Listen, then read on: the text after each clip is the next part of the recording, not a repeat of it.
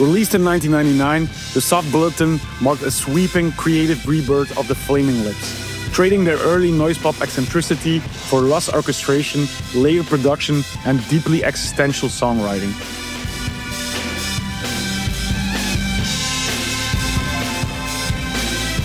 Driven by the fragile, searching voice of Wayne Coyne, the album pairs grand symphonic arrangements with meditations of morality, love, and human vulnerability, and songs like Race for the Prize and Waiting for a Superman.